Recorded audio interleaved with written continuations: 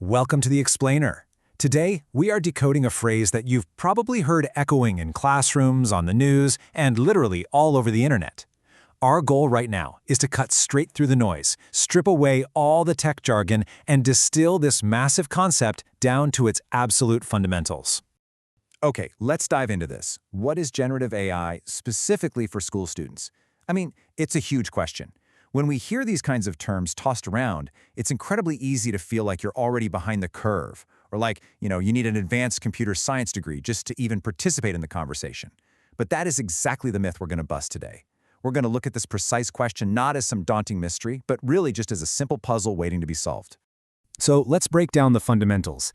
Instead of getting overwhelmed by the hype, we're going to look at the literal words in our phrase to map out the core concepts step by step. We'll start by focusing on AI, the second half of our mystery phrase. What does it actually mean when we label a piece of everyday technology with those two simple letters? Well, artificial intelligence simply refers to computers that are programmed to process information in ways that simulate human thinking. Let's make that real for a second. Think about a toddler. They don't instantly know the difference between a dog and a cat, right? But over time, their brain processes visual information and starts to learn the patterns. Pointy ears, meows, okay, that's a cat. Floppy ears, barks at the mailman, that's a dog. AI fundamentally means we are building computer programs that learn, recognize patterns, and solve problems in that exact same way, just at absolutely incredible speeds. Now that we've got a handle on that, let's pivot and focus on generative. Because honestly, this specific word is the real game changer for modern tech. Now, what's really interesting about this is the emphasis on the word new. Generative is defined as the ability to create, produce, or output something entirely original. Think about how you normally use a computer. If you search for an image of a sunset, the computer scours a massive database and retrieves a photograph that somebody else already took. But generative is completely different. It's like asking a computer to paint a brand new picture of a sunset straight from its own imagination. It's the leap from a machine that just searches for things to a machine that actually creates things.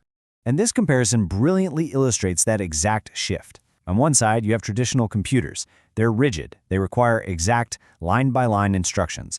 They're essentially super-fast calculators that do exactly what you tell them, nothing more, nothing less. But on the other side, generative AI takes those fundamentals of simulating human thought and actually uses them to create original outputs.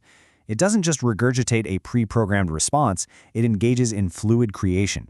It generates a totally novel essay or a unique piece of music based entirely on whatever prompt you give it. So, we know AI simulates human thought, and generative means producing something new. Let's look at the fundamentals combined to see how they actually function together in the real world. Let's see how this builds into a functioning system. It all basically boils down to a fundamental three-step process. Step 1 is input information. The AI is fed massive amounts of data. It's kind of like giving a student an entire library to read in a few seconds. Step 2 is recognize patterns. Just like our toddler learning about cats and dogs earlier, the AI analyzes all that data to find the underlying rules and structures of language or art or code.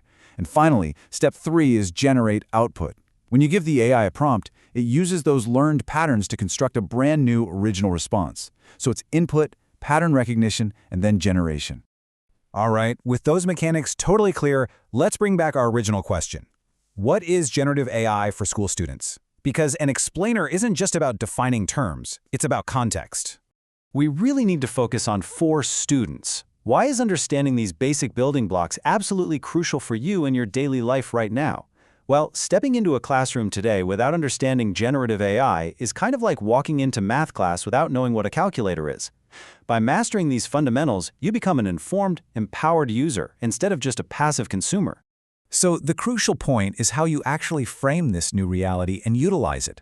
First, think of it as a tool for creativity. It can help you brainstorm a narrative arc for a creative writing assignment when you're completely stuck with writer's block. Second, it's a wild new way to learn. It can act as an interactive tutor that explains, say, complex quantum physics, but written in the style of a comic book. And third, it's a powerful method for exploring ideas. It lets you test hypotheses or instantly generate counterarguments for debate prep from angles you might never have even considered. It's really a collaborative partner in your learning process. We've taken a seemingly overwhelming buzzword, broken it right down to its roots, explored the actual mechanics of how it simulates thought to create original work, and seen exactly how it empowers you, the modern student.